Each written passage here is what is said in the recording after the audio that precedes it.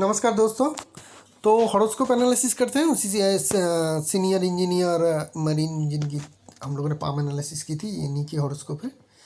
बात डिटेल समझ लेते हैं। 15/8/1969 दोपहर के 2:17 मुंबई इंडिया में इनका जन्म हुआ है। अगर हम लोग हॉरोस्कोप देखेंगे तो हॉरोस्कोप जो निकल रही है वृश्चिक लगन की निकल रही है और सिंह राशि के और पूर्व फाल्गुनी इनके नक्षत्र है, जन्म नक्षत्र। तो यहाँ पे अगर हम लोग देखेंगे फर्स्ट लुक में हम लोग को जो देखने मिलेगा कि इनके जो लगन के जो घर है वो 8 नंबर के घर है।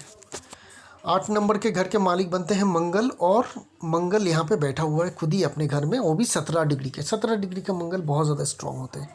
कितनी स्ट्रॉन्ग होते हैं? सबसे ज़्यादा अगर आपको इस तरीके का मंगल दिखे तो इससे ज़्यादा स्ट्रॉन्ग मंगल हो नहीं सकती है, चाहे वो मंगल मकर में ही क्यों ना हो।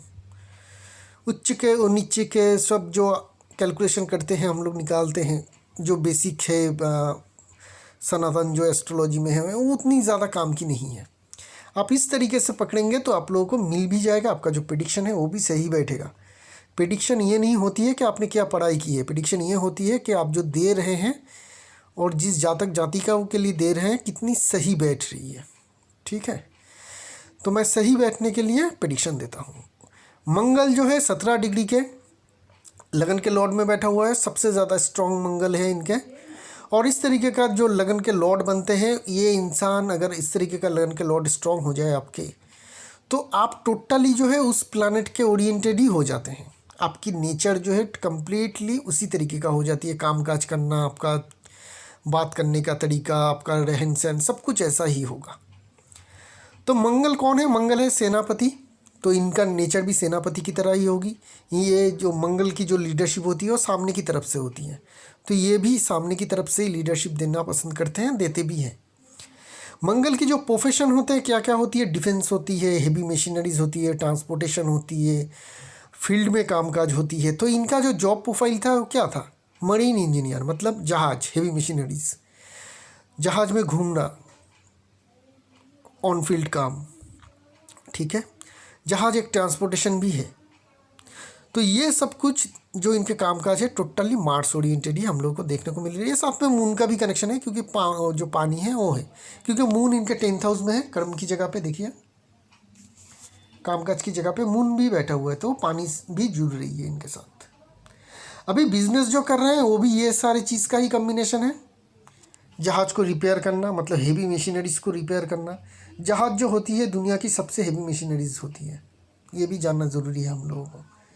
तो उस हेवी मशीनरीज़ की रिपेयर का काम काज करना, स्पेयर पार्ट्स देना उसी हेवी मशीनरीज़ की, डायरेक्टली वही काम है। बस आपको मैं पता नहीं बिज़नेस में इनका रोल क्या है, लेकिन इनको जो रोल है वो स्पेसिफिक कर देना चाहिए। फील्ड की काम, फील्ड की काम क्या है? कस्टमर से मिलिए, ऑर्डर उठाइए, उनसे बातें मशवरा करते रहिए, बिज़नेस को डेवलप करिए। और क्या चीज़ है? फील्ड में जाइए जहाँ पे आपके लेबर वर्कर काम काज कर रहे हैं, वो भी फील्ड का काम है। वहाँ पे देखिए क्या कौन से किस तरीके से काम काज कर रहा है। ये सब कुछ आपको करना है। ऑफिस में आपको बैठना नहीं है, ऑफिस पे बैठने के लिए दूसरे लोग रख दीजिए सैलरी पे। अभी बात करेंगे हम लोग इनकी सेकंड हाउस की। सेकंड हाउस में क्या है? सेकंड हाउस 9 नंबर के है, इसके लॉर्ड बनते हैं जुपिटर। यही जुपिटर इनके 5th हाउस जो 12 नंबर के घर देखने को मिल रही है, इसका भी लॉर्ड बनते हैं। तो 2 का और 5 का लॉर्ड बन रही है जुपिटर, जो बैठा हुआ है 11th हाउस में। मेरी जो थ्योरी है वो क्या कहती है कि अगर 2, 5 का 11 का कनेक्शन बनती है डायरेक्टली, तो आंखें बूंद करके बोल दीजिए कि आप बिलियनियर हो, आपको आंसर यस में आ जाएगा। इतनी ज़्यादा स्ट्रॉन्ग अगर बिलियनियर का कनेक्शन बनती है। लेकिन रुक जाइएगा, उस प्लैनेट को देखिएगा कि वो प्लैनेट जुपिटर तो नहीं जो 2, 5 या 11 भी घर में बैठा हुआ है। अगर जुपिटर आपके 2, 5, 11 घर में बैठा हुआ हो और आपका 2, 5, 11 का कनेक्शन हो, तो उतनी ज़्यादा सक्सेस आपको नहीं मिल पाएगी। क्यों नहीं मिल पाएगी? जुपिटर तो बहुत अच्छी प्लैनेट होती है, ऐसे ही हम लोग सब जानते हैं। नहीं, ऐसा नहीं है, जुपिटर अच्छी प्लैनेट है। लेकिन जुपिटर के लिए कहावत है, दिया तले अंधेरा। मतलब जुपिटर जो है वो दिया की तरह है, वो चारों ओर रोशनी फैलाएगा, लेकिन अपने नीचे जो दिया है उसके नीचे ही सबसे ज़्यादा अंधेरा रहता है। तो यहाँ पे अंधेरा जुपिटर फैला रहा है 11वीं घर में। 11वीं घर होती है सक्सेस की घर। तो सक्सेस की घर में अंधेरा होने के कारण क्या होगी? इनकी जो डिज़ायर सक्सेस है वो अचीव करना मुश्किल हो जाएगा। 2 5 11 का कनेक्शन होते हुए भी ये बिलियनियर नहीं बन पाएंगे। हाँ, 100 200 करोड़ का मालिक ज़रूर बन पाएंगे, लेकिन बिलियनियर की तरह उतनी ज़्यादा नहीं हो पाएंगे। 100 200 से भी ज़्यादा हो सकती है, लेकिन बिलियनियर नहीं बन पाएंगे, एलिट क्लास में नहीं जा पाएंगे। जुपिटर रोकेगा। जुपिटर पॉजिटिविटी क्या देगा इस हाउस में बैठ के? 5th हाउस के ऊपर इसकी 7वीं दृष्टि है और ये इसका खुद का घर भी है। तो ये जो इंसान है, इनके पुत्र संतान ज़रूर होगी। अगर इनके वाइफ के हॉरोस्कोप में बहुत ज़्यादा फीमेल प्लैनेट की जो है इन्फ्लुएंस ना हो 5th हाउस के ऊपर, तो इनके सिर्फ बेटे ही होंगे, चाहे जितने भी बच्चे हों। ठीक है, सिर्फ बेटे होने का ही योग इनके हॉरोस्कोप में बहुत ही ज़्यादा स्ट्रॉन्ग है। इस तरीके से यहाँ पे जुपिटर हमें पॉजिटिविटी देखने को मिल रही है अपनी दृष्टि से। ठीक है, 5वीं दृष्टि से भी जुपिटर डाल रही है 3rd हाउस पे। तो जब भी 3rd हाउस पे डालती है 5वीं दृष्टि से, 3rd हाउस का घर भी बहुत स्ट्रॉन्ग बन जाती है। तो इनका कम्युनिकेशन काफ़ी हाई रहेगा। ठीक है, इनका कम्युनिकेशन काफ़ी हाई रहेगा। इनके अगर बड़े भाई है या छोटे भाई है, वो भी कामयाब इंसान होगा, ये इंडिकेशन करती है। 3rd हाउस के जो मालिक बनते हैं वो है सैटर्न। वो बैठा हुआ है 6th हाउस में। 3rd हाउस और 4th हाउस के मालिक है। 6th हाउस में बैठ रही है तो 3rd हाउस का तो बहुत ज़्यादा इम्पैक्ट नहीं आएगा, लेकिन 4th हाउस का इम्पैक्ट आएगा। क्यों? क्योंकि 4th हाउस में राहु भी बैठा हुआ है। तो 4th हाउस और 6th हाउस का ये जो कनेक्शन बन रही है सैटर्न और राहु के द्वारा, ये क्या कराएगी? घर में इनके चलने नहीं देगा।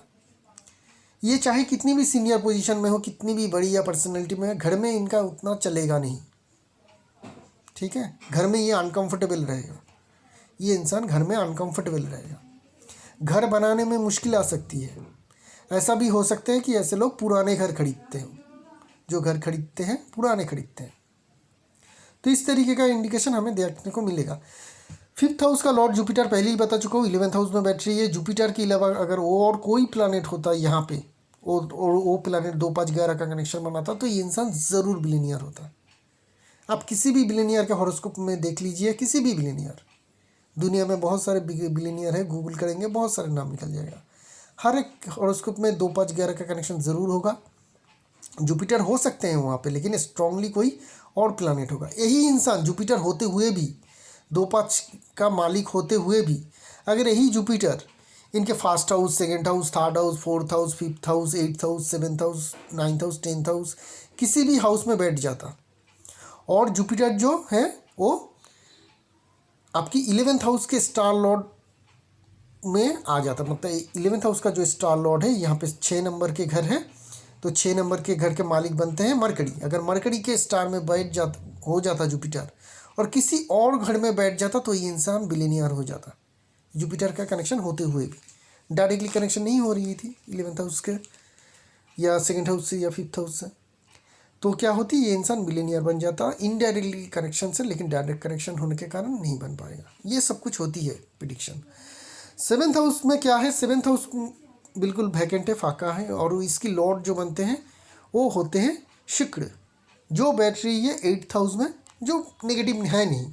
मतलब 8th हाउस में बैठ रही है तो नेगेटिव है ऐसा नहीं है, लेकिन हाँ रिलेशनशिप में थोड़ी तनाव ज़रूर रहेगी। 8th हाउस का एक इफेक्ट तो देखने को मिल रही है, क्योंकि यह 7th हाउस जो होती है वाइफ की, मैरिज की और बिजनेस की जगह है। तो बिजनेस में भी हमें आपको यहाँ पे डिफ़िकल्टीज थोड़ी बहुत देखने को मिलेगा। क्यों? क्योंकि 7th हाउस का जो मालिक है वो 8th हाउस में बैठ रही है, बहुत ज़्यादा कुछ नहीं। ठीक है, अगर ये 7th हाउस का मालिक 6th हाउस में बैठ जाता तो बहुत ज़्यादा दिक्कत होती, क्योंकि अपने से 12वें घर में है।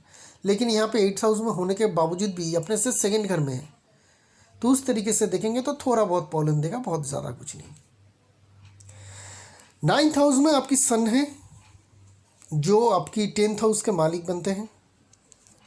10th हाउस के मालिक बनते हैं, 9th हाउस में बैठ रही है, लेकिन 28 डिग्री के, इसलिए बहुत ज़्यादा कमज़ोर नहीं हुए। मतलब 5th हाउस के कंपैरिजन में बहुत ज़्यादा कमज़ोर नहीं है, क्लोज है। अस्त जा रही है सन, तो अस्त जाने वाली सन अगर नेगेटिव घर में हो तो बढ़िया रिजल्ट देती है। तो आपके सन भी स्ट्रॉन्ग हमें देखने को मिल रही है, नेगेटिव बहुत ज़्यादा है नहीं। और 9th हाउस भी है, वो भी पॉजिटिव है। तो सन की बहुत ज़्यादा नेगेटिविटी हमें देखने को नहीं मिल रही। हाँ, 10th हाउस से सन कनेक्टेड है, इसके लिए सरकारी जॉब, सरकारी नौकरी मिलने की, सरकारी सुविधा मिलने की जो इंडिकेशन होती है वो आपको मिली है। अभी हम लोग बात करेंगे 10th हाउस की। 10th हाउस में क्या है? चंद्रमा है। चंद्रमा जल, मन, ये सबका कारक प्लानेट है। तो जल का काम तो आप करते हैं, जल से ओरिएंटेड ही काम है आपका। मन भी आपका ठीक ठाक ही है, लेकिन 10th हाउस में मून मतलब कर्म स्थान में मून, 10th हाउस में मून हो, 7th हाउस में मून हो, 6th हाउस में मून हो, तो ये सारे कर्म से ओरिएंटेड घर होते हैं। तो जिन लोगों के भी इस तरीके का घर में मून बैठ जाए ना, तो मून क्या होती है, बहुत चंचल, फास्ट मूविंग प्लैनेट है। ऐसे लोग अपने करियर को चेंज करना चाहते हैं बहुत जल्दी जल्दी, लेकिन हो नहीं पाती है। बहुत जल्दी जल्दी ये कोशिश करते हैं, हमेशा इन लोगों में बेचैनीपन रहती है। नौकरी करेगा ना तो बहुत ज़्यादा बेचैनीपन रहेगा, 2-3 साल बीतने के बाद भी चेंज करूँ, हो नहीं पाएगा। लेकिन चेंज करने की इन लोगों की जो है वो इच्छा रहती है। चंद्रमा यहाँ पे केतु के साथ बैठा हुआ है, तो एक ग्रहण योग बना रही है जो नेगेटिव है। इसके लिए क्या होगी, आपकी जो आइडिया आएगी, आप जो सोचेंगे वो हमेशा फ्रूटफुल नहीं होगा। कभी कभी गलत आइडिया भी आप इम्प्लीमेंट कर देंगे।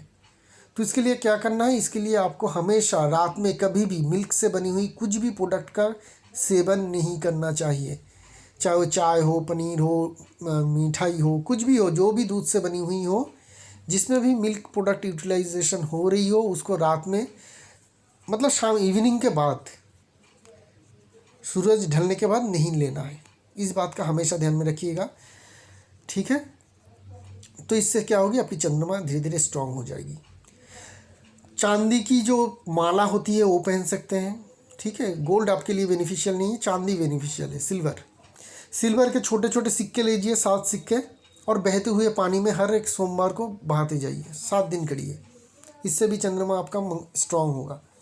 उसके साथ साथ कुछ गोल्डन कलर के जो ग्रेन होते हैं, चाहे वो आपका व्हीट हो जाए या फिर किसी भी तरीके का गोल्डन कलर के जो भी सारे ग्रेन हैं, पैडी होती है, ये बहते हुए पानी में सिक्के के साथ 7 सोमवार को बहाइएगा। बस यही कर लीजिए, इसी में आपका जो है चंद्रमा स्ट्रांग होता हुआ दिखेगा। 11th हाउस की बात हम लोग पहले ही कर चुके हैं। 12 हाउस आपकी खाली है। 12 हाउस का लॉर्ड बनते हैं शुक्र, जो 8th हाउस में बैठ रही है। तो हॉस्पिटलाइजेशन आपका होगा, ज़िंदगी में हो भी चुका होगा शायद पहले, लेकिन हॉस्पिटलाइजेशन का इंडिकेशन देखने को मिल रही है। हॉस्पिटलाइजेशन आपका होगा क्योंकि 8-12 का कनेक्शन बन रही है। तो डिजीज़ के कारण या एक्सीडेंट के कारण आपको हॉस्पिटल जाना, वहाँ पे एडमिट होना, वहाँ पे ट्रीटमेंट लेने की ज़रूरत ज़रूर पड़ेगी। बात करेंगे आपकी दशा की। दशा जो आपकी चल रही है ना, अच्छी दशा चल रही है जुपिटर की। 11th हाउस में बैठा हुआ है, 2-5 घर का मालिक है। जुपिटर यहाँ पे फ्रूटफुल रिजल्ट देने की कोशिश करेगा। 2016 से चल रही है, 2032 तक चलेगा, 2032 तक चलेगा। इस टाइम पीरियड में आपको अच्छी खासी सक्सेस मिल जाएगी। मरकरी की अंतर्दशा और केतु की अंतर्दशा जो ख़त्म हो रही है 2023 में, ये सारे 10 नंबर के घर में थोड़े इफेक्टेड है नेगेटिवली, मरकरी और केतु। तो जिनके कारण 2023 मतलब बिगिनिंग ऑफ 2024 से आपको अच्छी खासी सक्सेस मिल जाएगी, क्योंकि वेनस आएगी वहाँ पे। वेनस आपका 7th हाउस का लॉर्ड है, 8th हाउस में बैठ रही है। तो बिजनेस में ये फ़ायदा देगा। क्यों फ़ायदा देगा, क्योंकि अपने से दूसरी घर में बैठी है, ऐसे प्लैनेट स्ट्रांग होते हैं। सन है उसके बाद, ये भी आपको पॉजिटिव देगा, 9th हाउस में बैठी हुई है। मून आएगा, मिक्स रिजल्ट देगा। उसके बाद मंगल आएगा 28 से 29, ये आपके लिए बेस्ट रहेगा ज़िंदगी की। 28 और 29 ये साल आपके लिए करीब करीब 1-1.5 साल आपके लिए बहुत बढ़िया रिजल्ट दे पाएगी मंगल जब आएगा। राहु ठीक ठाक रिजल्ट दे पाएगा। उसके बाद सैटर्न की दशा आएगी। सैटर्न की दशा आपके अगले 18 साल चलेगी। सैटर्न आपके बैठा हुआ है 6th हाउस में। वहाँ पे आपकी बीमारी होने का खतरा रहेगा, लंबी डिजीज़ होने का खतरा रहेगा, सेहत में बहुत ज़्यादा हानि हो सकती है। उस टाइम में आपको सेहत में ज़्यादा ख्याल रखना चाहिए, ठीक है। तो ये सब कुछ आपका इस तरीके से चलता रहेगा। 100-200 करोड़ के मालिक ज़रूर बन पाएंगे। रेमेडी जो मैंने कहा है उसको करिए। बिज़नेस जिस तरीके से सजाना है करिए। बिज़नेस की जो आपको सपोर्ट है, आपके पाम और हॉरोस्कोप दोनों से ही हमें ज़बरदस्त मिलने को देखने को मिल रही है। तो बिज़नेस आपने परफेक्ट चुना है। तो इसी के साथ साथ इस हॉरोस्कोप की एनालिसिस को यहीं पे रखेंगे। शुक्रिया आप लोगों का।